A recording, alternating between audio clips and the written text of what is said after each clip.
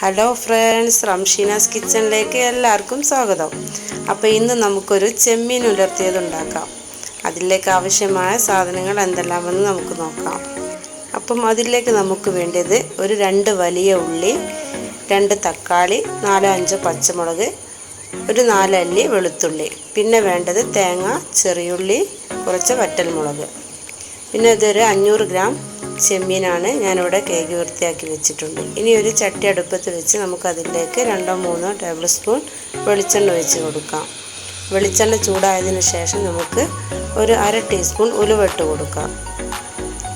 ഉലുവ ഒന്ന് പൊട്ടിയതിന് ശേഷം നമുക്ക് 1/2 ടീസ്പൂൺ കുരുമുളക് ഇട്ട് കൊടുക്കാം.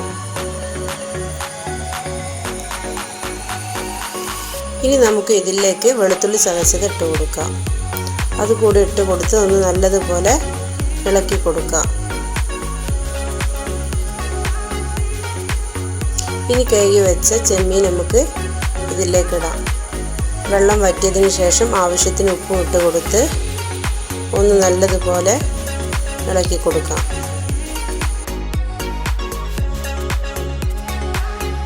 ഇനി നമുക്കൊരു മിക്സിയുടെ ജാറെടുത്ത് അതിലേക്ക് നേരത്തെ എടുത്ത് വെച്ച തേങ്ങയും വറ്റൽമുളകും ചെറിയുള്ളിയും കൂടി ഒന്ന് മിക്സിയിലിട്ട് അരച്ചെടുക്കാം.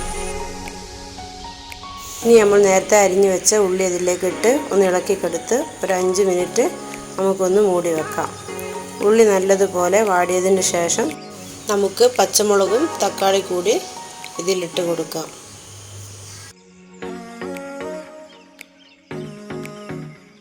അതിലേക്ക് ഇട്ട് കൊടുത്ത് നല്ലതുപോലെ ഒന്ന് ഇളക്കി കൊടുക്കാം.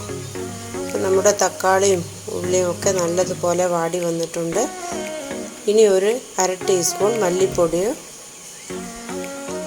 1/2 ടീസ്പൂൺ മഞ്ഞൾപ്പൊടി, 1/2 ടീസ്പൂൺ മുളക് പൊടി കൂടി ഇട്ട് കൊടുത്ത്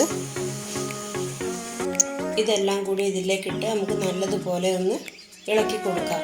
നമ്മുടെ ചെമ്മീന് നല്ല സ്മെല്ലൊക്കെ വരുന്നുണ്ട്. എല്ലാവരും ഇതെന്തായാലും ട്രൈ ചെയ്ത് നോക്കണം.